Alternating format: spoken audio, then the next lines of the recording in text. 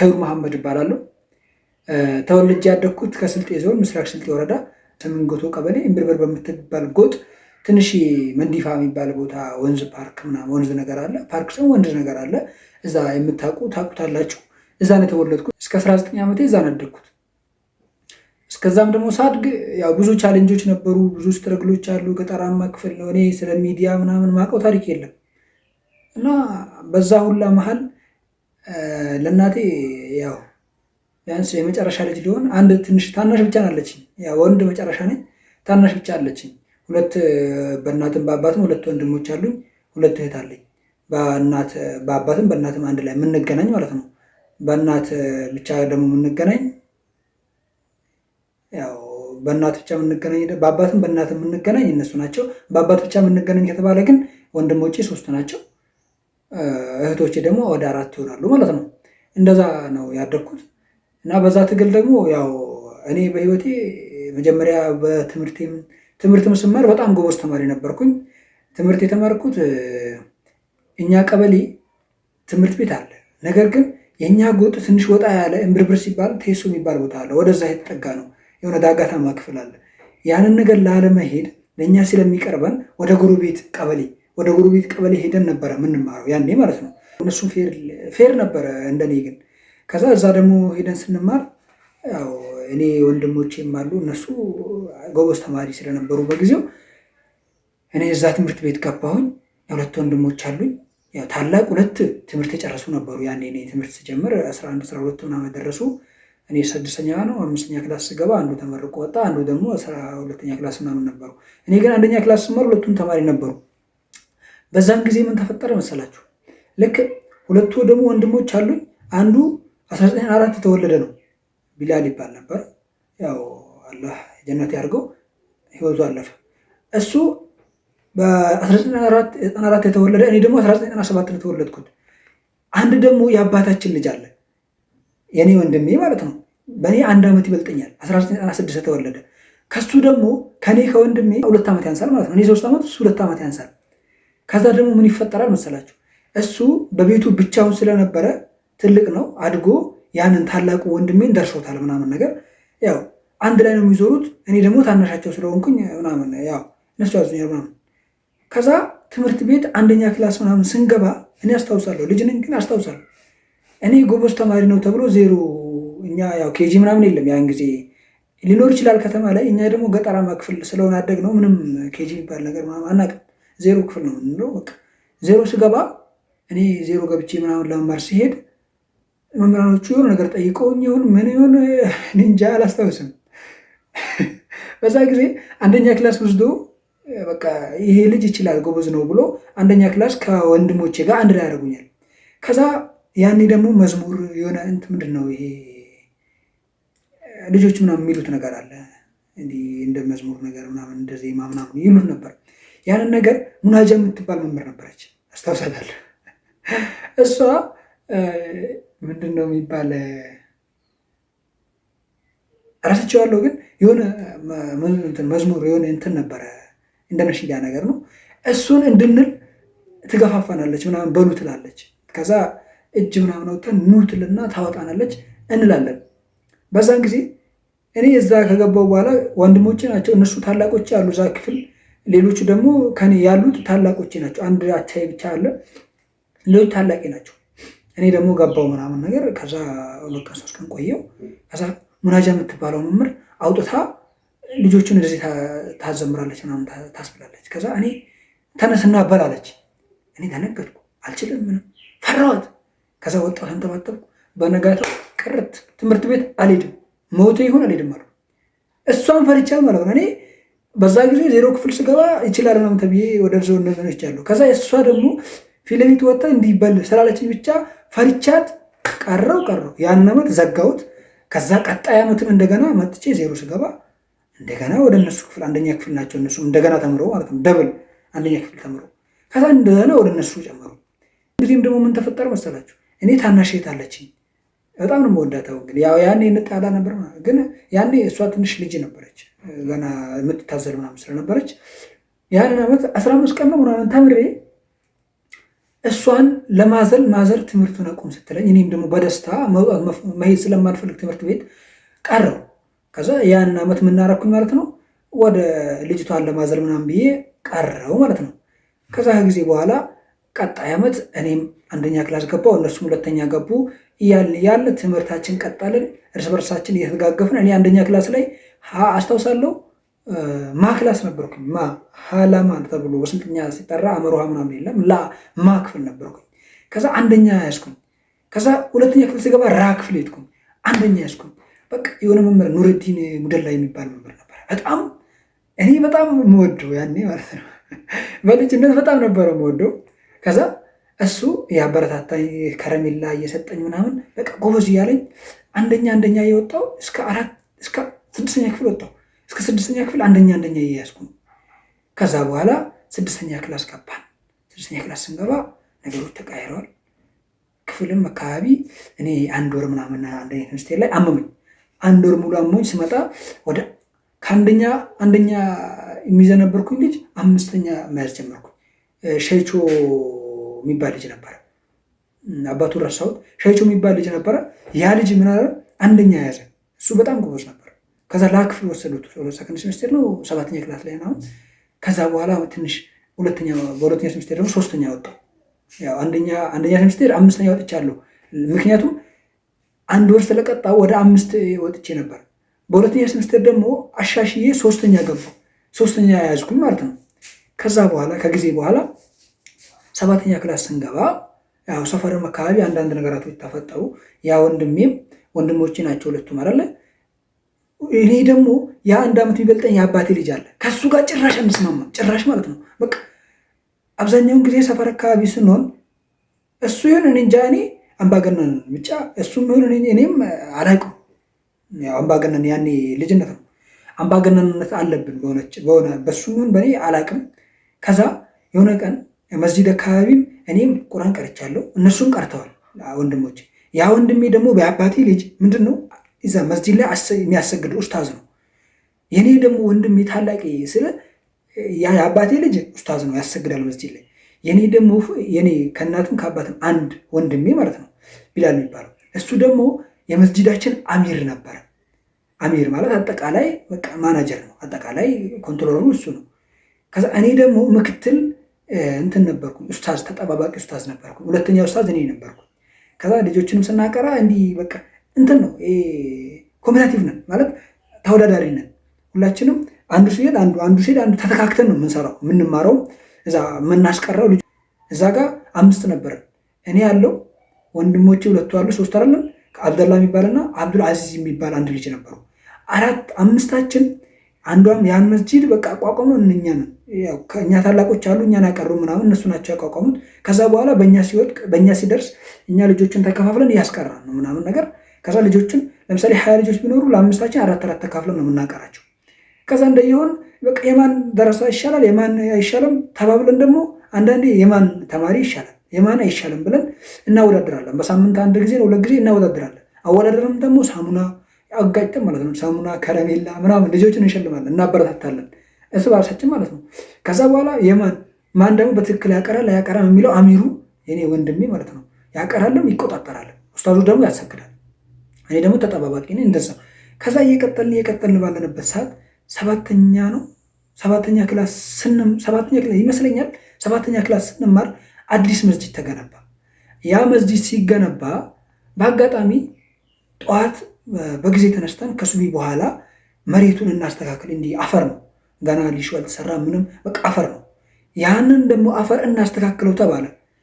በቃ እኛ እርስ በራሳችን የምናደርግ ተባባልን። ተጠራርተን ምናምን ማታውን እንትን አድርገን ቀጠሮ ይዘን ምናምን የሆነ ነገር ሲኖር ማታ አሚሩ ወይም ደግሞ እኔም አንዳችን ወጥተን እናወራለን ምናምን አውርተን እንዲህ እናደርግ በቃ እሺ እንባባላለን። መስጂድን በስንት መከራ ነበር ተገነባው። ያንን መስጂድ ደግሞ የተሰራውን መጀመሪያ የምንሰግደው ባይዘው የሆነች ትንሽ ጎጆ ነበረች። መጀመሪያ በቃ በሰው ጎጆ ምናምን ለምንን ነው የምንሰግደው። ከዛ ያ መስጂድ በምንም ተገነባ። ከተገነባ በኋላ መሬቱ ምናምን አፈሩን አስተካክለን በቃ እንግባበት ምናምን ተባብለን ያንን ደግሞ እንድንገባበት ልንሰራ ጠዋቱን ተቀጣጥረን ሄድን። ባይሄድንበት አጋጣሚ በሆነ ነገር እኔና ያ ታላቄ ማለት ነው የአባቴ ልጅ ተጣላን። ከዛ ተጣልተን ደግሞ በዛን ጊዜ እሱ በድንጋይ ካልፈነከትኩት ብሎ ትልቅ ድንጋይ ይዞ እኔን ይፈነክተዋለሁ ይላል። ከዛ እኔም ደግሞ አልተውም እላለሁ። ይኸው ግትርነት አለ። ከዛ እንደዛ እያደረግን እኔ ደግሞ ወንድሜ እሱ ነው አስታራቂው። እኔንም እሱንም በሌላ አይን አያይም። በቃ ሁለታችንም ለሱ አንድ ነን። ሁለታችንም የሚመታን ከመታን፣ ካልሆነም ደግሞ ሁለታችንም አስታርቆ ይለያየናል። ከዛ እሱም ከሱ ጋር አደረገ። ያኔ ደግሞ ለያየን። እኔ ወደ ቤት ሸኘኝ። አልሞስት አንድ ሰዓት አካባቢ ቡና ምናምን ሰዓት እየደረሰ ነበረ። ከዛ እኔን ወደ ቤት ሸኘኝ። እሱ ደግሞ ስራውን ጨርሰን እንመጣለን ብለው እነሱ ቆዩ። ከዛ በኋላ ምን ተፈጠረ? እሺ በቃ ያው የልጅ ነገር ይረሳል አይደለ? ቤት መጣን ምናምን ቡና አብረን ጠጣ መጡ እነሱ። እኔ መጣሁ ተቀመጥኩኝ። ለማዘር ነገርኳት። በቃ ለምን እንዲያደርጋል ምናምን። ከዛ ዝም ብለን ተሰበሰብን። ቡና ተጀመረ ሲጠጣ። እነሱ ደግሞ ያ ቡና ሲጠጣ መሀል አካባቢ መጡ፣ ተቃቅፈው ምናምን መጡ። ከዛ ተቀመጥን። ምንም እንዳልተፈጠረ ረስተነው ቡና ጠጣን። ወደ ትምህርት ቤት ያው ጎረቤት ቀበሌ ስለሆነ ትንሽ የ25 የ30 ደቂቃ መንገድ ነው። ያንን ለመሄድ ሁላችንም እርስ በራሳችንን ቦርሳ ትንሽ ይዘን ወደዛ እያመራን በቃ መሄድ ጀመርን ምናምን ነገር። ከዛ ልክ ስንሄድ ከሰፈር ወጣ ብለን አልሞስት 1 ኪሎ ሜትር አካባቢ ተጉዘን በቃ 1 ኪሎ ሜትር አይሞላም፣ 1 ኪሎ ሜትር በለው ዳገታማ ክፍል አለ ከሰፈር ወጣ ብለን ማለት ነው። እዛ ደርሰን ምን ተፈጠረ? ወንድሜ ከኋላ መጥቶ ትንሽ ያ ወንድሜ ስለ የአባቴ ልጅ ማለት ነው ድንጋይ ነገር አንስቶ እኔን ወርወር አድርጎ እዚህ ጋር ከተደም በደም እንኩኝ ይኸው እዚህ ጋር እንደው እንትኗ ትታያለች። ካያችሁ እዚህ ጋር ትንሽ እንትናለች። ያኔ ወርወር አድርጎ ይመታኛል። ከዛ በቃ ደም ምናምን ወጣኝ ምናምን። ያኔ ደግሞ ትንሽም ደም ካለ እኛ አካባቢ በጣም ነው የምታካብደው። እንደሌላው ሀገር እንደሌላው ቦታ አይደለም። በቃ ትንሽም ደም በጣም ከባድ ነው። ከዛ ደም ሲወጣኝ ሰው ተደናገጠ ምናምን። አካባቢ የሆነ ከዳገታማው ክፍል ወጣ ብሎ ወደዚህ ትንሽ ጠጋ ብሎ የሆነ ቤት አለ። እዛ ሄደን ከዛ በቃ ውሃ ምናምን ተሰጠኝ። ታጠብኩኝ። ደም አልቆምም አለ ምናምን። ከዛ ያኛው ወንድሜ ደግሞ አላስቻለውም። ተናዶ እሱን አንዴ በጥፌ መታው። ከዛ እሱ ደግሞ በቃ ወደ ትምህርት ቤት ወጣ። ወንድሜ ደግሞ እኔን ወደዛኛው ቤት ወስዶ አጥቦኝ ምናምን ወደ ቤት ተመለስ አለኝ። ከዛ ልክ ስንመለስ ወንድሜ ከሱ ጋር እያወራ ነበረ። እሱን ልሸኘው። ከዛ ልክ ስመለስ መሀል ላይ መንገድ ላይ ፋዘር ነገኘው። ከዛ ምን ሆነ ምናምን ሲለኝ አሳየሁት። ከዛ ፋዘርም ችላ ሊለኝ ፈለገ። እንዴት ምን ማለት ነው ብዬ እኔም አመረርኩኝ። ከዛ በዛውም ቤት ሳልደርስ ሐኪም ቤት ወሰደኝ ፋዘር። ከዛ ዝም ብሎ ትንሽ ፕላስተር ይደረጋል። ፕላስተር ተለጠፈብኝ። ዝም ብሎ በቃ ተካበደ ምናምን ነገር። ከዛ በኋላ እንደዛ እየሆነ በቃ ተመለስኩ። ከሐኪም ቤት ስመለስ ቀን ነው። እኔ ደግሞ ማበጠሪያ ያለኝ በስ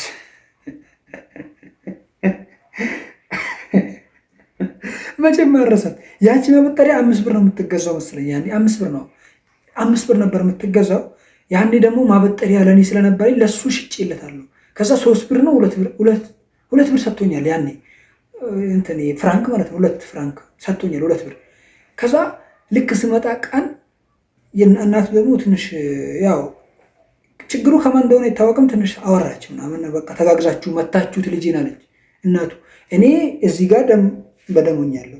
ከዛ የአብራዘር ደግሞ ብያቸዋለሁ የእናቴ ልጅ ወንድሜ እሱን በጥፊ መቶት ነበረ። ተጋግዛችሁ መታችሁት ልጄን ብላ የእኔ ሳይታያት በጣም አወራች። ከዛ ትንሽ ጣላ ምናምን። ከዛ ቀን ነው በቃ 8 ሰዓት አካባቢ በጣም ፀሐያማ ነበር። ከዛ ጎጆ ቤት ምናምን ከብራዘር ጋር ከወንድሜ ጋር ተቀምጠን ባለንበት 2 ብር ነበረኝ አይደል? 2 ብር ሰጥቶኝ ነበረ ለሙሽዶ። ከዛ ይህንን ብሩን መልሱለትና ሙሽጤ ያምጣልኝ። እምቢ አልፈልግም አልኩኝ። በእኔ ቤት ተናድጄ ተቆጥቼ ነው ያምጣልኝ አልኩኝ። እሱም ደግሞ አምጥቶ ወረወረልኝ እና ከዛ ሳንቲሙን ውሰድ አልኩት። ረስቶት ይሁን ወስዶት ይሁን እንጃ፣ ግን በቃ እንደዛ ሆነን ቀጠልን። ከእናቱ ጋር ትንሽ ተጨቃጨቅን። እሷ አስተዋይ ሆና እኔ እንደዚህ ሆኜ እሷ ማውራት አልነበረባትም ብዬ አስባለሁ። ከዛ በኋላ ነገሩ ተጀመረ። 8ኛ ክላስ ገባን። 8ኛ ክላስ ስንገባ በቃ በጣም አዳጋች ነበረ ምናምን። 8ኛ ክላስ ባይዘው የኮሮና ጊዜ ማለት ነው። ኮሮና የሆነ ጊዜ እኛ 8ኛ ክላስ ስንገባ ነበረ ኮሮና የተፈጠረው። ኮሮና ሲፈጠር እነሱ እኛ 7ኛ ክላስ ስንጨርስ መጨረሻ አካባቢ ነበረ። እነሱ ደግሞ 8ኛ ክላስ ሲጨርሱ ነበረ። ልክ ለፈተና 8ኛ ክላስ ሚኒስትሪ ሊፈተኑ ኮሮና ከልክሎ በቀጣይ ዓመት እኛ 8ኛ በምንባርበት ጊዜ ነው እነሱ ወደ ኮሮና አሸጋግሮባቸው ለፈተና የገቡት እኛ ግቢ ተመልሰው ሀያ ስኩል ነበር መግባት የነበረባቸው ማለት ነው። ከዛ በኋላ እኛ ደግሞ 7ኛ ክላስ የተወሰነ የቀረብን ነበር። እሱን ስንማር ከዛ በቃ 8ኛ ክላስ የተወሰነ አብረን ተማርን ማለት ነው። ከዛ በኋላ እነሱ ተፈትነው ወጡ።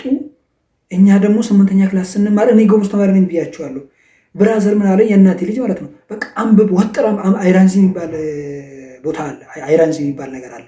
ያ ማለት አይራንዚ ማለት እዛ ሄደ የተመረጡ ተማሪዎች እዛ ገብተው ወራቤ የሚማሩ ናቸው። ወራቤ ነው የምትማረው፣ አይራንዚ ይባላል። የተመረጡ ተማሪዎች ደረጃ የሚይዙ ተማሪዎች ውጤት አሪፍ ያመጡ ተወዳድረው ተፈትነው እዛ ይገባሉ። ክራይቴሪያዎች ይሞላላቸዋል፣ አሪፍ ውጤት ያመጣሉ። ከዛ እሱ አይራንዚ ለመግባት በጣም ልፋ፣ በደንብ ተማር አለኝ ብራዘር ማለት ነው፣ እኔ ወንድሜ።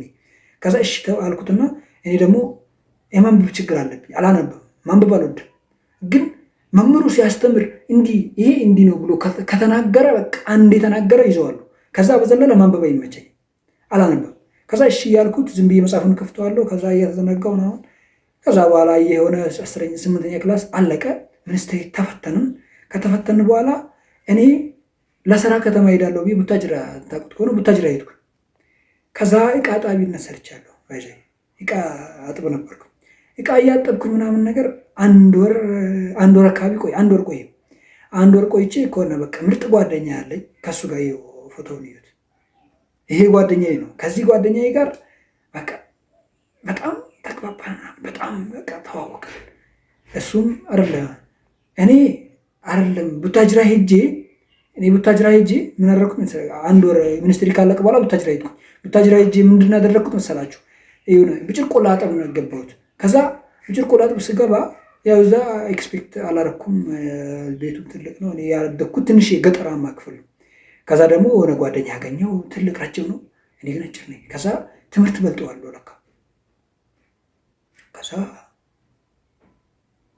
አይደለም 8ኛ ክላስ በቃ እንደምንም 8ኛ ክላስ አለቀ። ከዛ በኋላ ስልጥ የሚባል ቦታ እዚህ አሁን ያለሁበት ቦታ ለስራ መጣሁ። አንድ ወር ከምናምን ሰራሁኝ 8ኛ ክላስ ላይ። ከዛ ወደ ቤት ውጤት መጣ ተባለ፣ ወደ ቤት ተመለስኩኝ። ስመለስ ውጤት ሲመጣ ያው እኔ አሪፍ ውጤት አምጥቻለሁ። ያኔ አሪፍ አይባልም ግን በቃ ጥሩ ነበረ። 67.59 ምናምን አምጥቻለሁ። ያው በምስሉ ላይ እንደምትመለከቱ አሪፍ ነው። በቃ ለሃይራንዚ ያወዳድራል ተባልኩ። ልክ እንደዛ ሲባል ደግሞ በቃ ለሃይራንዚ ለመወዳደር አንብብ ብሎ በቃ ቤት ስራ አትስራ ብሎ ወንድሜ ስራ አትስራ በቃ አንብብ አለኝ። ከዛ በኋላ አንብብ ሲለኝ እኔ ምን ልበል በቃ ማንበብም አልፈልግም። በቃ እሺ እለዋለሁ። ለመማር ሄዳለሁ። ሃይራንዚ በግል ይማራሉ፣ ሃይራንዚ የሚማሩ ልጆች ማለት ነው። ከዛ እነሱ ተማሩ ተብሎ ሲሄዱ እኔ ደግሞ አላነብም፣ ዝም ብዬ እሄዳለሁ። በቃ እዝናናለሁ፣ እመጣለሁ ነው የተማርኩት ብቻ። ከዛ በኋላ ለፈተና ሰዓት ደረሰ፣ ተፈተንኩኝ። ይገርማቸዋል፣ 4ታችን ተፈተንን፣ 3ቱ አለፉን። ይወደኩ ሃይራንዚ ለመሄድ 4ታችን ተፈተንን፣ 3ቱ አለፉ፣ እኔ ወደኩ። ግራ ገባኝ፣ ተናደድኩኝ። ግን ደግሞ ብናደድም አላነበብኩም የሚል ነገር ይሰማኛል። አላነበብኩም፣ እርግጥ ነው ወላሂ አላነበብኩም እላለሁ። ግን ደግሞ ተሳስቻለሁ። እንዴት ቆይ እነሱ ከኔ አይሻሉኝም? 4ታችን ተፈትነን 3ቱ ሲገቡ እኔ እንዴት ወደኩኝ? ይህ በጣም ተናደድኩኝ ምናምን ነገር። ከዛ በቃ 9ኛ ክላስ ስገባ እነሱ እዛ የሚያመጡትን ውጤት ቀጣይ እኔም ሃይስኩልም ሆኜ አመጣዋለሁ ብዬ በጣም ተናድጄ በራሴ ቆርጬ በቃ ወጥሬ ለመማር ሞከሩ። ከዛ በኋላ በቃ እኔ ወስኜ ለመማር ጀመርኩኝ ትምህርት። ከዛ ገሪበር የሚባል ቦታ ነው ሃይስኩል ለምንማረው ተመዘገብን፣ ጀመረን ትምህርት። ከዛ ዩኒፎርም ምናምን ተባለ። እኔ ስልት የሚባል ቦታ ገዝቼ ጀመርኩኝ ትምህርት። ከዛ በኋላ እንደ እድል ሆኖ 9ኛ ክላስ ፈረስት ሴሚስተር ሁለተኛ ያዝኩ። ከሬ ውጫጎ የሚባል ልጅ አለ፣ እሱ አንደኛ ያዘ፣ እኔ ሁለተኛ ያዝኩ። ከዛ በጣም ደነቀኝ፣ በጣም ደስ አለኝ። ከሬ ውጫጎ የሚባለው ዋጮ ነው፣ ግን በጣም ምርጥ ልጅ ነው። እሱም ሃይራንዚ አብረን ተምረን ነበር። እሱም ወጥቆ ነው፣ ግን ሁለታችንም አብረን አንድ ክላስ ተማርን፣ 1 እና 2 ያዘን። ከዛ በቃ በጣም ደስ አለኝ ምናምን ነገር። ከዛ ያው በዛ አጋጣሚ ነበረ ያልሆነ ነገር የተፈጠረው። በዛ ሴሚስተር አለቀ። ሴሚስተሩ ሽልማት አለፈ። 2ኛ ሴሚስተር ጀመረ ብያቸዋለሁ። መጀመሪያ አንድ ክፍል ይበልጡናል፣ እኔና ወንድሞቼ ማለት ነው። የአባቴ ልጅና ወንድሜ ታላቅ ወንድሜ አንድ ክፍል ይበልጡናል። እኛ 9ኛ ክላስ ስንማር እነሱ 10 ናቸው ማለት ነው። ልክ 10ኛ ክላስ እነሱ ፈረስት ሴሚስተር አለቀ፣ እኛ ፈረስት ሴሚስተር። ከዛ ሽልማት ምናምን ተባለ፣ ሽልማት ተሸለመ። ያኔ ደግሞ የ1 ሰዓት ከ20 በቃ የ1 ሰዓት ከምናምን መንገድ ነው ተጉዘን የምንማረው። ገሪበር የሚባለው ቦታ በጣም ርቀን፣ ከዛ የ1 ሰዓት መንገድ ተምረን ርቀት ሄደን ስለምንማር ይከብደናል እኛ። ከዛ ፀሐዩ ምናምን ከብዷቸው እነሱ ምን አሉ መሰላችሁ? አይ እዛ ደግሞ ጎራ የሚባል ቦታ አለ። ልጆች ስደት ሄዳሉ በበረሃ ማለት ነው። ስለሚሄዱ የኔን ወንድሜን ደግሞ አባብለውታል። በቃ እዛ ሄደ ለራችን ለውጠ ምናምን እንመጣለን ምናምን ብለውታል። ከዛ እነሱ ደግሞ ሄዶ ተሳክቶላቸዋል ምናምን አብዛኞች አሉ። ሄዶ የመጡ አሉ፣ የሚሄዱ አሉ። ከዛ ከእነሱ ጋር ተደራጅቶ ሊሄድ ተስማምተዋል ወንድሜ ማለት ነው ታላቂ። እኔ ሁሉ ነገር እኔ በህይወቴ ስራ ሰርቼ አላውቅም። ያኔ ስራ ሰርቼ አላውቅም። ሁሉን ነገር የሚሸፍነው እሱ ነው። እሱ ከወንድሜ ጋር በቃ እንዲህ ተባብረው ይሰራሉ። ወንድሜና የአባቴ ልጅ ሁለቱ ይሰራሉ ስራ፣ ትምህርት ይማራሉ። እኔ ግን ትምህርት ብቻ ነው የምማረው። በጣም ነው የሚወዱኝ። በቃ በጣም ነው ብራዘር፣ በጣም ነው ቦታ የሚሰጠኝ የሚወደኝ። ከዛ አንድ ሴምስተር ካለቀ በኋላ እኔ እንዲህ አስቤያለሁ ብሎ ከነገ ወዲያ ሊሄድ 3 ቀን ሲቀረው ማለት ነው ለመሄዱ ዛሬ ይነግረኛል። ደነገጥኩኝ እኔ። ያኔ ደግሞ የሚታሰበው ምንድነው እዛ እንደዚህ ሪስክ ካለው ምናምን ሪስኩን አናውቅም። በቃ ትሄዳለህ፣ ይሳካልሃል፣ ይሰራል፣ ይመጣል ብዬ ነው የማሰብኩት። ከዛ እሺ አልኩት። ለማንም እንዳትናገር ይለኛል። እኔ ደግሞ የዋህ ነኝ። እሺ ይለዋለሁ። እሺ ለማንም እንዳትናገር አለኝ። እሺ ግን ደግሞ አለኝ እናቴን አደራ ውሃ ቅዳላት እንዲያርግላት ብሎ በጣም ቃል አስገባኝ ማለት ነው። እናቴን አደራ፣ እናታችንን አደራ ውሃ ቅዳላት፣ እርሷን የምትፈልገውን ነገር አሟላላት። እኔ ሄጄ እንኳን ባይሳካልኝ ብሞቱ እንኳን አለኝ። እኔ አላስታውሰውም ይሄን ነገር ስለ በቃ እንደዛ ሲለኝ ስሜታዊ አልሆንኩም፣ አልመሰለኝም እንደዛ ነው። እኔ ብሞት እንኳን አንተን ትቻለሁ፣ አደራ አደራ አደራ አለኝ። ከዛ እኔ ያኔ በቃ ልጅነት ነው አላውቅም፣ እሺ አልኩት። እሺ ብዬው ከዛ በቃ ተሰናብቶ ምናምን ማታውን እኔ ቦርሳ አለኝ። ሰፈር ደግሞ ልጅ አለ፣ ሰፈር ነው ልጅ አለ፣ አብረው ነው ያሰቡት ምናምን ነገር ማለት ነው። ከዛ አብረው አስበው ማታውን መስጂድ ምናምን እናደር ነው፣ አብረን ነው የምናድረው፣ መስጂድ ነው የምናድረው፣ አሚር ነው ምናምን አብረን ነው የምናድረው። ከዛ መስጂድ ሄደን ምናምን አብረን ስናድር የኔ ቦርሳ ነበረ። የኔን ቦርሳ ለዛ ለጓደኛው ወሰድኩለትና እሱ ሰፋፍቶ ምናምን ቀዳዳ ነበረው በመርፌ ሰፍቶ ከዛ ልብሱ ምናምን አድርገው ሄዱ። ጠዋት ሱብህ ከተሰገደ በኋላ ተነሱ ሄዱ። ከዛ እኔ ያንን የወንድሜን ጓደኛ የሰፈራችንን ልጅ በእጅ ሰላም ብዬው ነው ሄደው። እንዲህ ሰላም ብዬው በቃ ሰላም ተባብለን። ወንድሜ ግን በጣም የሚጸጽተኝ ነገር ቢኖር ማለት በጣም የሚጸጽተኝ ነገር ቢኖር ወንድሜን እንጂ በእጄ እንኳን ሰላም አላልኩት።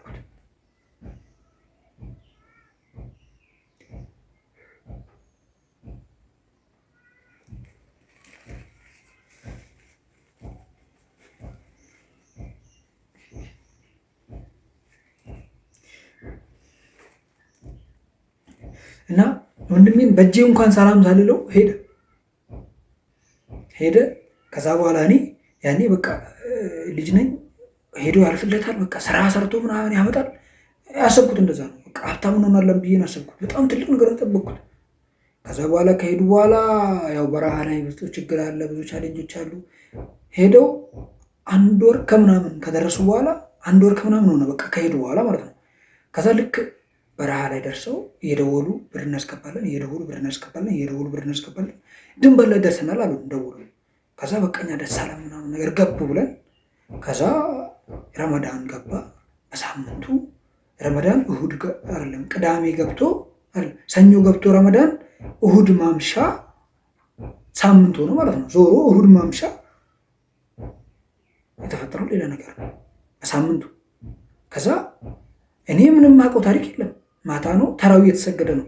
እኔም አንዳንድ ያሰግዳለሁ፣ ወንድም ያሰግዳል፣ ያ ልጆች አሉ እናሰግዳለን ምናምን።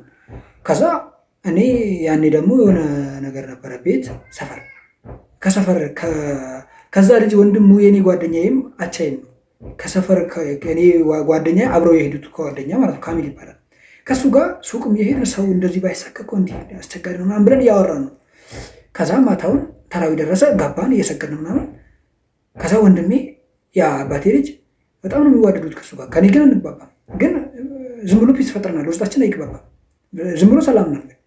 ከዛ እየተሰገደ እሱ ውጭ ወጥቶ እዛ አጥር አካባቢ ሆኖ ያለቅሳል። እኔ ግራ ገባኝ።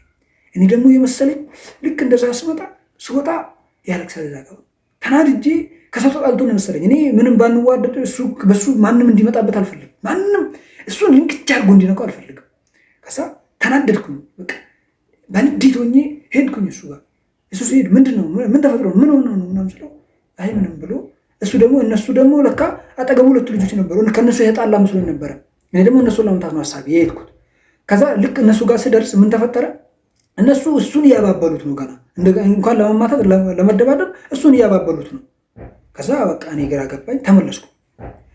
ከዛ እሱንም መልሰ ነው ተራዊ የተሰገደ ነው ምናምን። ለካ እኔም አላውቀው ነገር አለ። ለሱ ብራዘር በቃ እንደሞተ ተነግሮታል።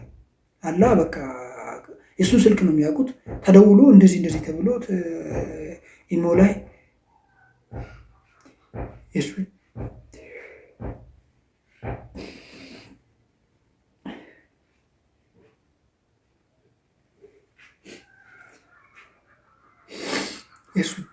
ጀናዛው ተልኮለታል እሱ። ከዛ በኋላ እኔ ምንም አውቀው ታሪክ የለም። ሰላገባን ሰገድን። ከሰገድን በኋላ በቃ ወጣን እንደ ድሮ። ደግሞ በፊት ብዙም ችላ ችላ እንባባላለን፣ ግን በቃ በፍቅር እና በእራት እንብላ ምናምን ብሎኝ ቤት ሄድን።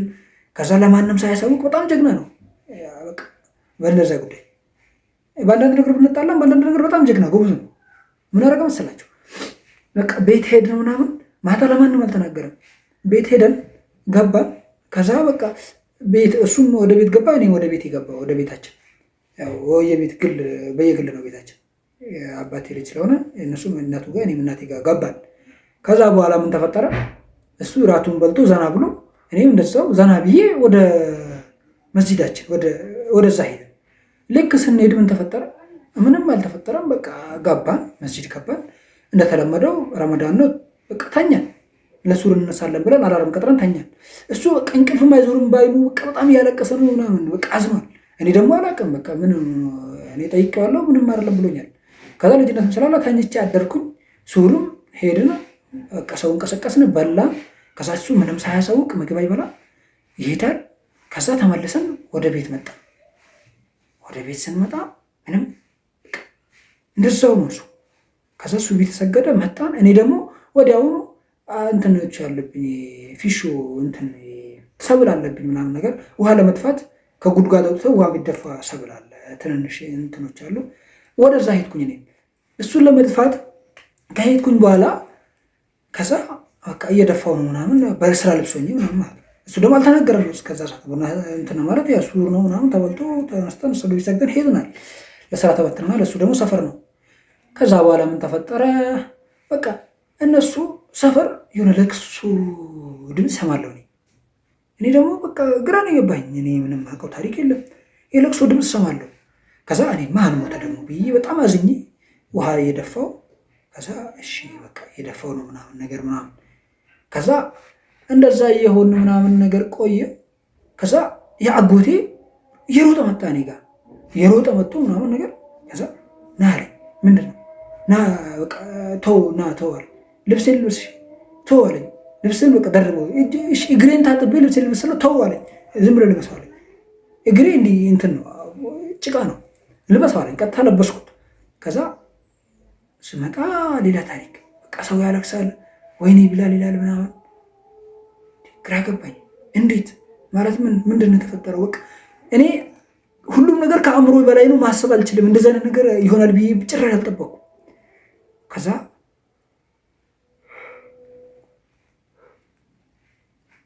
እንደዚህ አይነት ነገር ይፈጠራል ብዬ ጭራሽ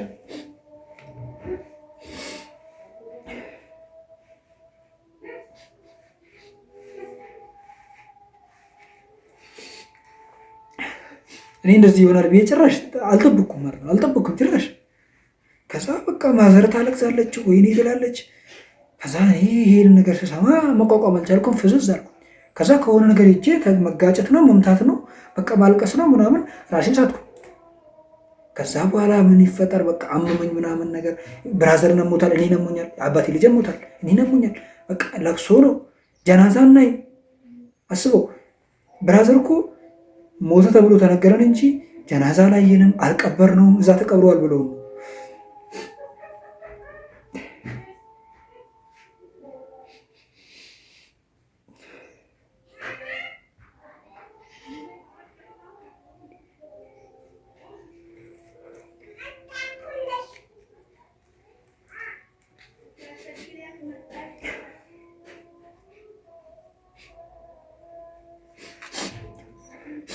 ያኔ እኛ እንደዛ ተነግሮናል።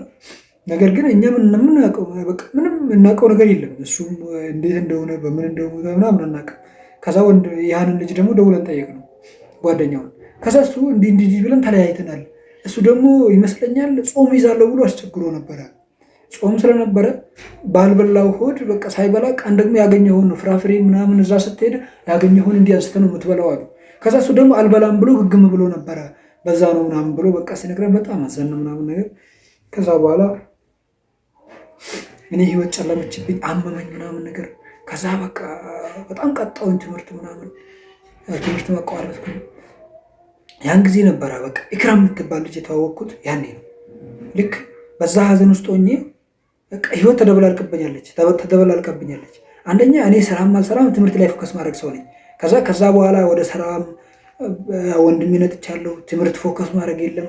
በጣም ብዙ ነገር ተደበላለቀብኝ። በቃ ህይወት በቃ እንዲህ ድብልቅልቅልቅ አለብኝ። በቃ ምን ልበል፣ ምን ይዋጠኝ፣ ምን ሊሆን እስቲ ግራ ገባኝ።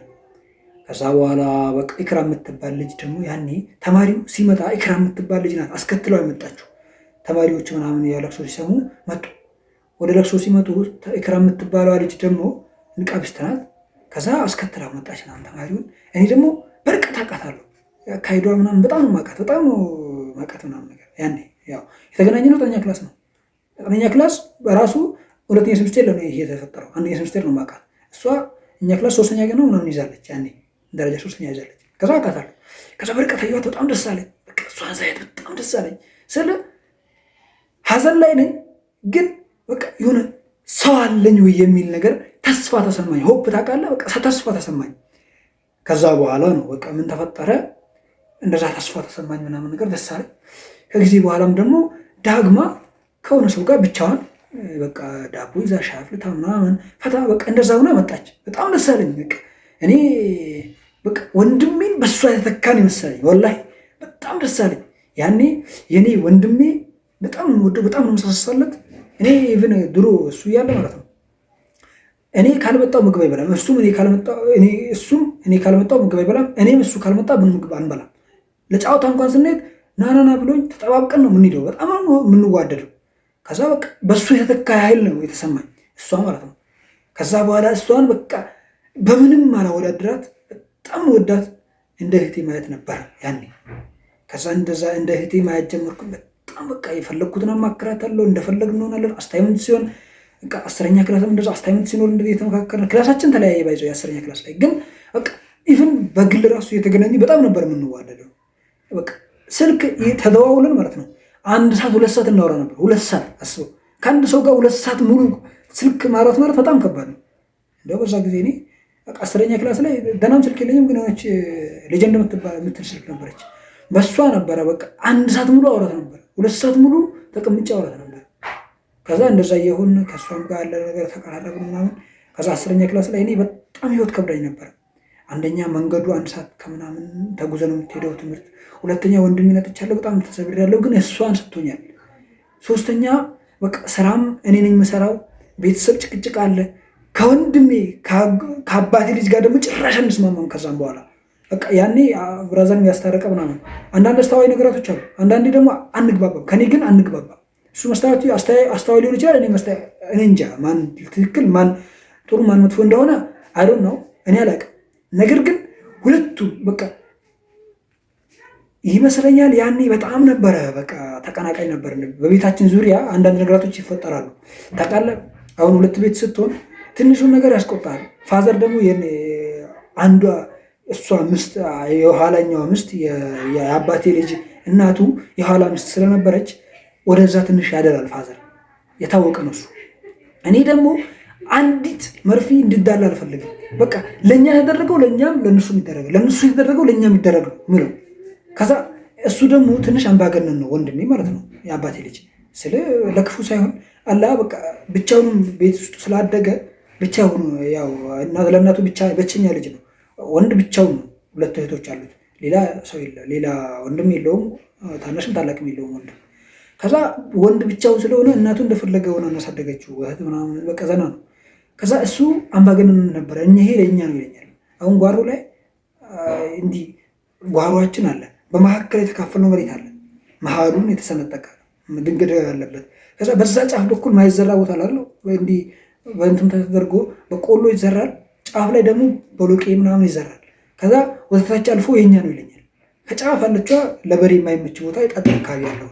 ከዛ እኔ ደግሞ አንድ እጅም ነገር ለነሱ የኛ ነገር ለነሱ እንዲሰጥ አልፈልግም። እነሱ እንደዛ እሱ ደግሞ በቃ ጭራሽ የኛ ነው ይለኛል ምናምን። በሱ እንጣላለን። አለመግባባት ተፈጠረ። እርሻው በኔ ወደቀ፣ የኛ ቤት የኛ በቃ ስራው በኔ ወደቀ። ትምህርት አለብኝ ከሱ ጋር አንግባባም። ፋዘርም ደግሞ እኔን ትንሽ ይጠላኛል። በቃ አንግባባም ከፋዘርም ብዙ ለክፉ ሳይሆን በቃ አንግባባም ብዙ። እኔ ስለማካ በቃ ነገሩን በጣም እንትን ስለምን አግሬሲቭ ስለመሆን ይሄ ለምን ይሆናል በቃ ብዬ ስለምናደድና ስለምጮህ ፋዘርም እንጣላለን ብዙ ጊዜ ከፋዘር ጋር። ከዛ እንደዛ እየሆን ምናምን ነገር ፋዘር በጣም ብልህና አስተዋይ ሰው ስለ ያውቃል ሁሉንም ነገር፣ ግን ማድረግ ይፈራል። በቃ ይሄን ነገር ያውቀዋል፣ እንዲህ መደረግ እንደሌለበት ያውቃል። እኛ አሁን እኔ መጥቶ በቃ ሲያማክር በጣም ጎበዝ፣ እኔ እንደሚያደንቀኝ እንደሚወደኝ ያውቃል፣ ይነግረኛል። ነገር ግን በሆነ ነገር ውሳኔ ያቅተዋል። አንዳንዴ ምን እንደያዘው አለ ነው። ከዛ እንደዚህ አይነት ነገር ሲፈጠር 10ኛ ክላስ ላይ ህይወት ከበደችኝ። እኔ ትምህርቴንም ዘነጋው ምናምን ወደ በቃ ያው 9ኛ ክላስ ሰከንድ ሴሚስተር ደረጃ ወጥቻለሁ። 5ኛ ነው 6ኛ ያዝኩት፣ 6ኛ ነው 5ኛ በቃ እዛ አካባቢ ነው ያዝኩት። ለምን የብራዘር ጉዳይ አለብኝ ምናምን በቃ ተጨናንቅ ያለው እኔ አይጨንቀኝም። ከዛ በኋላ ስለ ትምህርት ከ10ኛ ክላስም ውጤት የቀነሰው 2ኛ ያዝኩት። ባይዛዊ ግን በቃ ውጤት የቀነሰ የሆነ አብዱሽኩር የሚባል ጓደኛ ነበር፣ አብዱሽኩርና ሳምረድ የሚለው። ከዛ ሁልጊዜ በቃ ትምህርት እንሄዳለን፣ ስንመለስ ሸንኮራ አገዳ ግድ ነው በቃ ግድ። ሁልጊዜ ሸንኮራ አገዳ እንትን እየበላን ምናምን እንሄዳለን። ኢክራምን ግን መቼ በስቻት አላውቅም። መንገድ ላይ ካገኘኋት እኔ ኢክራምን ጠብቃታለሁ፣ በጣም ነው የምወዳት። ከዛ እንደዛ የሆነ ሀያት የምትባል ልጅ ህይወታችን ውስጥ ገባች። ሀያት ህይወታችን ከገባች በኋላ ምን ተፈጠረ? ያው ሀያት የምትባለዋ ልጅ እኔ ትንሽ ወዳት ነበር። በጣም ቆንጆዬ ናት፣ ግን ትልቅ ናት። ከኔ እድሜ አትሄድም፣ ትልቅ ናት። ከዛ በኋላ ምን ተፈጠረ ምናምን ያው ከእሷም ጋር ትንሽ ሪሌሽን ጀመርን ምናምን። ኢክራም ደበራት። ከዛ በኋላ ብዙም ሳንቆይ ከእሷ ጋር ምንም ሳንገላለጽ ተለያይተናል። ከጊዜ በኋላ ምን ተፈጠረ? 10ኛ ክላስ አለቀ። 11ኛም እንደዚሁ በቃ ነው ራሳሻል ምናምን ተባብለን አለቀ። ከኢክራም ጋር እንደዛው ቀጠልን። 12ኛ ክላስ ስንገባ በቃ እኔ ትምህርቴ ላይ ፎከስ ማድረግ አለብኝ ብዬ የቤተሰብንም ጉዳይ የማዘርን ሁሉንም ጉዳይ ትቼው ወደ ስልጤ ቅበት ወጣሁ፣ ሄድኩ። ወደዛ እጄ ትምህርት መማር ጀመርኩ። እዛ ስማር በቃ እዛ ቆርጬ መማር ጀመርኩኝ። እዛ ስማር ማለት ነው በቃ ሳምታይምስ ነው ይመስለኛል በአመቱ 2 ጊዜ 3 ጊዜ ነው በቃ ወደ ሰፈር ራሱ ሄድኩት። ቆርጬ ፋዘር ሳልነግረው የሆነ ብራዘር ነበረ፣ እሱን አማክሬው ወደዛ ገባሁ፣ ወደ ትምህርት ዓለም ገባሁ። ግን ደግሞ ተዘናጋሁ። ቲክታክ ጀመርኩኝ ምናምን ስለ ቲክታክ መስራት ሰው ማየት ጀመርኩ።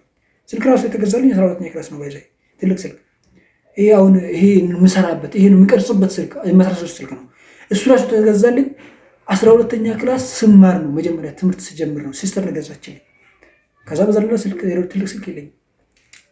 ከዛ በኋላ ቲክቶክ ማየት ስትጀምር በቃ ተዘናጋው ምናምን ነገር ግን በሄድኩበት ትምህርት ቤት እንደገና እንደዛው አንደኛ ያዝኩ፣ አንደኛ ወጣሁ።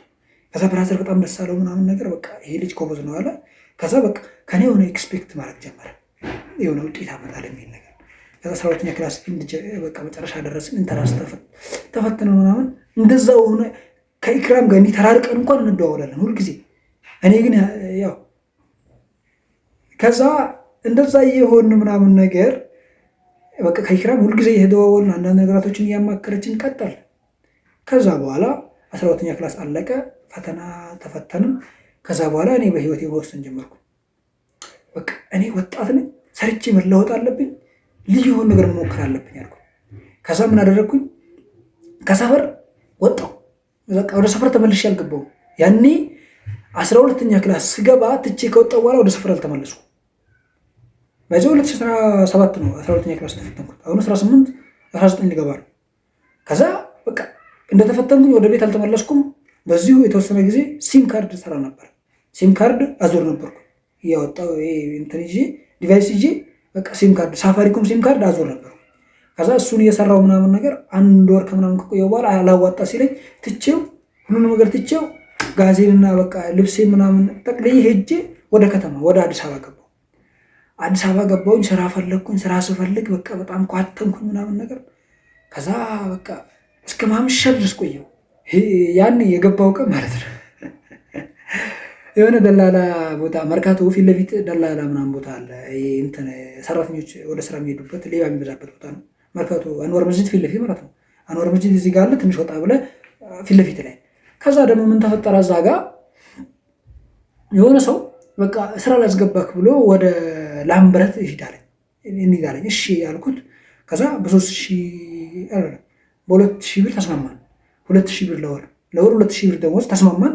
እሺ ተባብለን ወደዛ ሂድ በቃ የደላላ ብር 600 ብር ተቀበለኝ። 600 ብር ተቀብሎኝ በቃ ሂድ ደውሎ አገናኘኝ ምናምን ነገር ሂድ አለኝ። እሺ ብዬ ሄድኩኝ። ሄጄ እዛ ጋር ቆምኩኝ። ላምበረት ሄጄ ፊት ለፊት ንግድ ባንኩ ፊት ለፊት ቆም ብሎኛል። እኔ ማቀውን አላቀውም ጠያይቄ ምናምን ገባው። ከዛ ተቀመጥኩ፣ ደረስኩ፣ ተቀመጥኩ፣ ጠበቅኩ፣ ደወልኩ። ጅማ ቀን ነው። ደወልኩኝ፣ ስልክ አያነሳ፣ ስልኩን ዘጋው ጭራሽ። ከዛ ግራ ሲገባኝ በቃ ይሄ ሻሻዋ ነው ብዬ የሆነ ሰው ይህን ስጠይቀው ሻሻዋ ነው በቃ ወደ መርካቶ ተመለስ አለኝ። ወደ መርካቶ ተመልሼ ሄድኩኝ እላችኋለሁ። ወደ መርካቶ ተመልሼ ሄጄ ከዛ በቃ ስራ መሽቷል፣ 11 ሰዓት ምናምን ሆኗል። ስራ በቃ ማውቀው ነገር የለም። ከዛ ሆነ ጓደኛዬ ነበረ የሄደ እዛ ስራ ምናምን ዳቦ ቤት ነው የሚሰራ። ደውዬ እንደዚህ ስጠይቀው በቃ የሆነ ጓደኛውን ላከልኝ። ከዛ እሱ ደግሞ መጣ። የሆነ ጓደኛው ሲልክልኝ የሆነ ስራ የሚያስገባ ነው። ከዛ ብር ተቀብሎኝ ምናምን ነገር 100 ብር ነው ምሳሌ ተቀብሎኝ ለስራ ሊያስገባኝ የሆነ ልጅ አናገረልኝ ምናምን ነገር። ከዛ በኋላ በቃ የሆነ ትልቅ የሰውዬ ነው ና አለኝ ምናምን ወደ ስራ። በስንት ብር? 1,700 ብር ተስማማን። ወላሂ እላቸዋለሁ፣ አልዋሻችሁ 1,700 ብር ተስማምተን ወደዛኛው ወደ ስራ ቦታ ሜክሲኮን አለኝ። እሺ ብዬ ሄድን። ልክ ሄድን ምናምን ነገር። ከዛ በቃ ሰውዬው የሆነ ቦታ መስጂድ አካባቢ ነው ተቀምጦ ምናምን ከጓደኛው ጋር ተቀምጧል። አናገረኝ። ተምረሃሉ ያለኝ 12ኛ ክላስ ጨርሻለሁ፣ እስቲ መጻፍ ትችላለህ ያለ። ከዛ ጽሁፍ እንዴት እስቲ ጻፍ አለኝ። ከዛ ጽፌ ያሳየሁት ምናምን ነገር በቃ ጽፌ ምናምን አሳየሁት። እሺ ያለኝ። በቃ የገባሁት ሳምቡሳ ሊቆጥር ነው። ሳምቡሳ ቆጥራለሁ፣ በወር 1,700 ብር አገኛለሁ። ጠዋት ከ10 ሰዓት እስከ 2 ሰዓት ድረስ እስከ 2 ሰዓት በቃ ከ10 ሰዓት እስከ 2 ሰዓት ድረስ እየቆጠርኩ ነው። ከዛ በቃ ሌላ ስራ የለኝም። ቀን እተኛለሁ። ማታ ያው 11 ሰዓት ነው 10 ሰዓት ነው የምነሳው ሌሊት። ከዛ እንደዛ እየሆንኩኝ በቃ 1 ወር ከምናምን ከሰራው በኋላ ስራዬን አይቶ ሰውዬው ምን አደረገኝ? ትንሽ ከፍ አደረገኝና ሳምቡሳ ሂሳብ ምናምን መያዝ ጀመርኩኝ። በ2 ወር ነው 2 ወር ከቆየሁ በኋላ ከዛ ሳምቡሳ ሂሳብ ምናምን መያዝ ጀመርኩኝ። እንደዛ እየያዝኩኝ ምናምን ነገር ቆየሁ። ስቆይ ደግሞ ሰውዬው ከፍ አደረገኝ ደሞዜንም። በመጀመሪያ ወር ራሱ ባይዘው 1,700 ብር ተስማምተን 3,000 ብር እንደከፈለኝ። ከዛ በኋላ በጣም ደስ አለኝ። በቃ ሀቢ ገጨው ምናምን ነገር። ከዛ በኋላ ምን ተፈጠረ? ወደ ኢንድ ፖይንት ደረስን። ከዛ ወደ እንትናችን ከፍ አደረገኝ ምናምን ነገር። የሆነ ጓደኛ ነበረኝ ያኔ ደግሞ በቃ እዛው የተዋወቅኩት ሳምቡሳ ምናምን ስንቆጥር ያው ከኔ ጋር አብረን የገባ ነው። ያ ልጅ አማራ ልጅ ነው። ከዛ ተገናኘ ምናምን በቃ ተዋወቅን። በጣም ምርጥ ጓደኛ የሆነ ምናምን ነገር።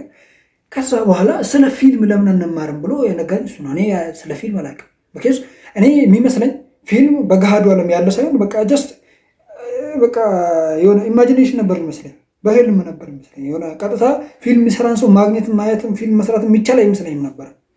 ከዛ በኋላ እንደዛ ሲልም ይመስለኝ እኔ ምንድን ነው ምናምን ብዬ ጠየቅኩት። ልጁ እንዲህ ፊልም የሚሰራበት ስለ ፊልም የምንማርበት ትምህርት ቤት ልጠቁም ምናምን አለኝ። እሺ እንዴት ነው? እኔ ግን አልማረም፣ አንተ ተማር ከፈለግ አልኩት። እሺ እንይ ለማንኛውም አለኝ። ከዛ እንይ ብሎኝ ሄድን ወደ ትምህርት ቤቱ። ወደ ትምህርት ቤቱ ሄደን ገባን። ከዛ ትምህርት ቤቱ በቃ እንትን ማለት ነው ይሄ ጣይቱ ሆቴል ቅጥር ግቢ ውስጥ ቶም ትምህርት ቤት ገባን። ጠየቅን። ከዛ እንዴት ነው መማር ይቻላል ምናምን። ከዛ ስለ ትምህርቱ ጠየቅን። በወር 2,500 ሆነ አሉ። ከዛ ያለውን ነገር ነገሩን። ተመለስን። ለመመዝገብ አይደለም ለመጠየቅ ነው የሄድነው። ከዛ በቃ መዝገባ በዚህ ጊዜ ይጀምራል ሲሉን ለመዝገባ ቀን ሄድን። ተመልሰን ሄድን። እኔ ልመዘገብ አይደለም ሀሳብ የለኝም። ከዛ ጓደኛዬ ስለሆነ ለሱ ነው አጃቢ ሆኜ የሄድኩት። ሄድን ምናምን ተመዘገብን፣ ገባን። ከዛ እሱ ተመዘገበ ምናምን ነገር። እሱ ገብተን እሱ ተመዘገበ። ከዛ አንተም ተመዝገብ አለኝ። ኧረ እኔ አልፈልግም አልኩት። እኔ አላውቅም፣ እንደዚህ ማድረግ አልፈልግም፣ እኔ የማልፈልገው ሰብጀክት ነው። ከዛ ተመዝገብ ችግር የለህም አለኝ። እሺ አልኩት። ብር የለኝም አልኩት። እንትና መመዝገቢያ 3,000 ብር ነው። 2,500 ወራዊ ክፍያ ነው፣ ግን 3,000 ብር ነው መጀመሪያ ስትመዘገብ መመዝገቢያ። ከዛ እኔ ደግሞ 2,600 ብር አለኝ። 400 ብር ይጎለኛል። ባንክ ውስጥ አለችው እሷ ብቻ። ከዛ እሱ 400 ብር እኔ ልሙላልህ አለኝ። እኔ እሞላለሁ በቃ ተመዝገባል። ከዛ እሺ ያልኩት ተመዘገብን። 400 ብር እሱ ሞላልኝ። ከጊዜ በኋላ እሱን ብድር ከፈልኩት ምናምን ነገር እንደ ብድር ነበር። ከዛ እሱን መማር ጀመርን። በጊዜ ሂደት እየተማርን በቃ እዛ እየተማርኩኝ ነው ተዋናይ የመሆን በቃ ፍላጎት አደረብኝ። እኔ ባይዞ በጣም ተዋናይ መሆን እፈልጋለሁ። አሁንም ቢሆን በጣም ተዋናይ መሆን በጣም ነው የምፈልገው። በቃ ያንን ትምህርት ተማርኩኝ ምናምን ነገር ጨረስኩኝ። ያው ማለት ቀጥለው ወደ ማለት ገባን። ወደ እስከ ኤዲቲንግ ያለውን ተማርኩኝ። ሰርቲፊኬት ተሰጠኝ። የውጭ ጉዳይ ምናምን ጀምሬ ስለነበር ተሰጠኝ። በዛ ህይወት ውስጥ ግን ያው በሰውየው ስራ እየኖርኩ ነው። ሰውየውን አስፈቅደነው ነው እንትናችን አሰሪውን አስፈቅደነው ነው የስራ አሰሪያችንን አስፈቅደነው ነው የተመዘገብነው። ከዛ እየተማርን ለሱም አንዳንድ ጊዜ ቅር አለው ምናምን በመሀል እኔ መቋረጥኩኝ። ሲሰርጉ የቤተሰብ ጉዳይ ምናምን ገጥሞኝ ምናምን መቋረጥኩኝ። ከዛ ከሱ ኋላ አንድ ወር ወደ ኋላ ሆኜ ጀመርኩኝ ምናምን እየተማርኩ እስከዛ ተማርኩኝ። ያ ደግሞ ሰውየው አሰሪያችን ምን አደረገ መሰላችሁ? ከሳምቡሳ ቆጣራና ከሳምቡሳ ሂሳብነት አውጥቶ አጠቃላይ እሱ አልሞስት 5 ቤት አለው። 3 ምግብ ቤት፣ 2 ልብስ ቤት አለው። ለዛ ማናጀር አደረገኝ። እኔ አጠቃላይ ማናጀርና ሂሳብ ሰሪ ያደረገኝ። ግን ደሞዝ እንደዛም ሲያደርገኝ 6000 ብር ነው የሚከፍለኝ። 6000 ብር አደረገልኝ። 6000 ብር የከፈለኝ አጠቃላይ እቆጣጠራለሁ ቀን ሙሉ። ከዛ ማታ እስከ 6 ሰዓት ሰራለሁ። ጠዋት 10 ሰዓት እነሳለሁ። አስበው፣ ጠዋት 10 ሰዓት የተነሳው ማታ 6 ሰዓት የገባው እንደዛ እየሰራው 6000 ብር ነበር የሚከፍለኝ። ከዛ እንደዛ ሆንኩኝ። እኔ ደግሞ ደስ ነው የሚለኝ ያኔ በቃ በጣም ነበር ደስ አለኝ። ቢኮዝ እኔ እንደዛ በህይወት አይቻልም። ከዛ በቃ እንደዛ እየቆየው ሰውየው በቃ ደሞዝ ጨምርልኝ ማለት ነው። ጊዜ 7000 ብር አደረገልኝ ዝም ብሎ ሳልጠይቀው። ከዛ ሆነ ጊዜ ለምን ደሞዝ ጨምርልኝ ምናምን ስለው በቃ 10000 ብር አድርጌልሃለሁ አለኝ። ከዛ በጣም ደስ አለኝ። ፈንጠዝያ ሆንኩኝ ምናምን። 3 ወር ነው 2 ወር ሰራው። ከዛ በቃ 3 ወር ከሰራው በኋላ ወደ እኔ ደግሞ ትንሽ ከፍ ማለት አማረኝ። ሰዎችን ሳይ ምናምን በቃ ለካ መጀመሪያ የነበርኩበት እኔ አስተሳሰቤ ነው እንጂ የምሰራው ስራ ትልቅ ነው። ከዛ እንደዛ አፕዴት ያደረኩኝ በቃ 15 አድርግልኝ ያልኩት። ከዛ በቃ አንተ ትንሽ ማሻሻል አለብህ ነገር አለ አደርግልሃለሁ አለኝ። ከዛ ወር በኋላ 15000 ብር አደረገልኝ። ከዛ በ15000 ብር አንድ ወር ሰራው። በቃ አንድ ወር ሰራውና ከዛ በኋላ በቃ ወደ ውጭ ሀገር ጀምሬ ስለነበረ ቤተሰብ ደውላለሁ የሆነ ነገር ይፈጠራል ማለት። ከዛ በኋላ በቃ ተዋናይ የመሆን ፍላጎት ሁለቴ ከዚህ በፊት በቃ አንድ ጊዜ ስለ ትወና ምንም ሳላቅ ሄጄ ተወዳድሬ ያለው ግን ወደኩኝ። ሁለተኛ ደግሞ ተወዳድሬ ያለው ከዛ በኋላ እስካሁን ውጤት አልመጣም። እስካሁን እየጠበቅኩ ነው። ሆራካስት ኤጀንቶች ጠርተውኝ ሄጄ ኦዲሽን ወስጄ ያው ውጤት አልወጣም። እስካሁን ቪዲዮ እስከምሰራበት ጊዜ ውጤት አልወጣም። በዚህ አጋጣሚ ተዋናይ መሆን በጣም ነው የምፈልገው። በጣም ትወናን በጣም ነው የምወደው። በተለይ አፍላ ፍቅር ላይ መግባት የኔ ሙዴ ነው። በጣም ወደው ፊልም ነው እና እዛ ላይ ካስት ብታረጉኝ በትህትና የምጠይቃለሁ። ካስት እንድታረጉኝ የምፈልጋለሁ። ያው ማለት ግን እኔ አንዳንድ እድሎች ነበሩኝ፣ ግን ደግሞ እነሱ ጋር ለመግባት አላደረሱኝም። ያ ማለት የሆነ የውጭ ከሀገር የመውጣት ፍላጎት መጀመሪያ ከዚህ ከመሄዴ በፊት ከሀገር ከመውጣት ውጭ ምንም አማራጭ የለኝም ብዬ ጀምሬያለሁ። ፓስፖርት 12ኛ ክላስ ስመር ነው ፓስፖርት ያወጣው። 12ኛ ክላስ ስመር ፓስፖርት አወጣው። ከዛ ያ ወንድሜም ያ አባቴ ልጅ ፓስፖርት ወጥቷል። ከኔ በጣም ተቀናቃኝ ነን እስከዛሬ ድረስ ስቲል ቱዴይ እስከዛሬ ድረስ ተቀናቃኝ ነን። እኔ የሆነ ነገር ካደረግኩኝ እሱ ምን ነገር እንደዛ ነው። በቃ ተቃራኒ ነን። እንዲህ በቃ ተፎካካሪ ነን። ኮምፒቲቲቭ ፓርት ነን። ከዛ በቃ እኔም ፓስፖርት ወጣ፣ እሱም ፓስፖርት ወጣ። ወደ ውጭ ሀገር እንጀምር ተባለ። ከዛ እኔ አዲስ አበባ ሆንኩኝ። አዲስ አበባ በሆንኩበት ሰዓት ሁሉንም ነገር ዘንግቻለሁ። በቃ ትምህርቴን ፎከስ አደርጋለሁ፣ ትወናዬን እማራለሁ። ከዛ በኋላ በቃ ስራዬን ነው የምሰራው። ከዛ እሱ ደግሞ ሰፈር ተቀምጧል። ሰፈር ስላለ በቃ መሬትን ተሽጦለት ምናምን ካልኩኛል። ከዛ እሱ ደግሞ እንደዚህ ሲያደርግ ለእኔም እንደዛ ይደረግለት ብሎ ብራዘሮች ወንድሞች ምናምን ተናገሩ። እንደዛ ተደረገልኝ። ከዛ የፊልሙን ጉዳይ ጀምሬው ልክ ስለ ፊልሙ ስደርስ ይሄ ነገር ወደ መሳካት ደረሰ። የፊልሙ ጉዳይ ሊሳካልኝ በደረሰበት ሰዓት የውጭን ጉዳይ ተሳካ። በቃ መጨረሻ ኤንድ ፖይንት ደረሰ። የፊልሙ ጉዳይ ሊሳካ ጫፍ ደረሰ። ይሄም ግራ ገባኝ። የቱን ልምረጥ አልኩ። የኢክራም ጉዳይ ደግሞ በምን ደረሰ መሰላችሁ? ኢክራም 12ኛ ክላስ ነው የምንማረው። 12ኛ ክላስ ስንማር እስከ መጨረሻው ጠብታ ድረስ እንደዋወላለን ምናምን። ንቃቢስት ናት ብያቸዋል። ግን ውጤት ሲመጣ ውጤቷን አየሁት እኔ ነኝ። ንቃቢስት ማየት አይቻልም፣ ግን ኮዷን አግብቼ እያየሁት እኔ ነኝ። በጣም ነው የምወዳት። በጣም በቃ እሷን ትወደኛለች ብዬ አስባለሁ። አይደል ነው እሷን በቃ ባትወደኝ እንደዛ ያክል ታወራኛለች ብዬ አላስብም። ከዛ ከጊዜ በኋላ 12ኛ ክፍል ከጨረስኩኝ እኔ ወደ ስራ ዓለም ከተቀላቀልኩኝ በኋላ ውጤት ከመጣ በኋላ እሷም ሪሜዲያል እማራለሁ አለች። እኔ ደግሞ ሪሜዲያል መጥቶልኝ አልማርም አልኩ። እዚህ በጣም የከፋኝ መቼ እንደሆነ ታውቃላችሁ? ውጤት ሲመጣ ከ12ኛ ክላስ ጨረሰኝ። ውጤት ሲመጣ እኔ ወደኩ። ውጤት ሲመጣ 290 አመጣሁት። እዛ ጋር ስራ በጣም ከብዶኛል። ቀን ተሌት የለፋው ነው። ቤተሰብ አይደግፈኝም። ከፋዘር ጋር እንዲህ ነው ተደባብረናል። ከብራዘር ጋር ደግሞ ትክክል አይደለንም ከአባቴ ልጅ ጋር። ከዛ ውጤት ደግሞ 290 ነው ያመጣው። 290.59 ነው ያመጣሁት። ይኸው እንደምትመለከቱት ማለት ነው። እንደዚህ ነው ያመጣሁት ኢንትራንስ ውጤት። ከዛ ወደኩ። በጣም ተናደድኩኝ፣ ስሜታዊ ሆንኩኝ። 3 ቀን ሙሉ ለብቻ ይሆን አልቅሻለሁ። ወላሂ እኔ አልደበቃችሁ። ወላሂ 3 ቀን አካባቢ ሄጄ ጫካ የሆነ ቦታ ሄጄ አልቅሻለሁ።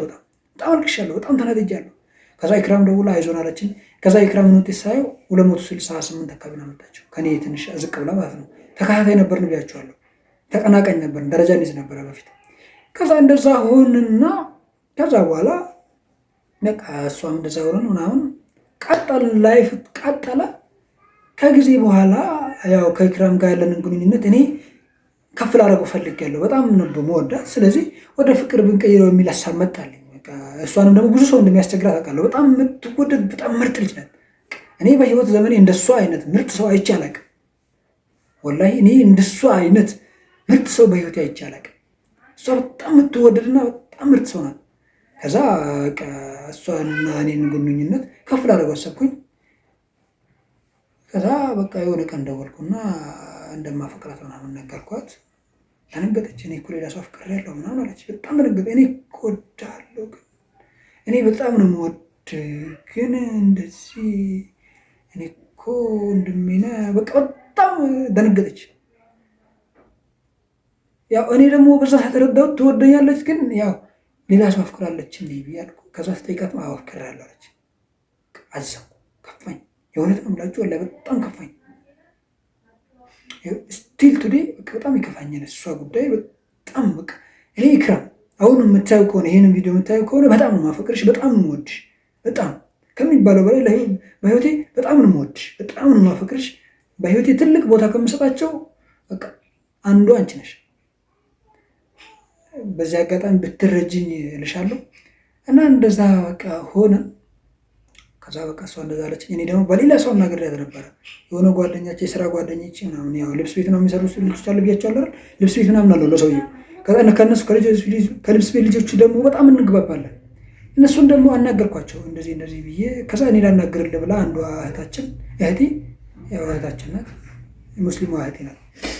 ከዛ በቃ እንደዛ አለች። እሺ አናግርልኝ ብዬ ስልኳን ሰጠኋት። ያው እሷም ስጠይቃት እንዳፈቀረች ነገረቻት። እኔ እኮ ወንድሜ ነው ምናምን አለች።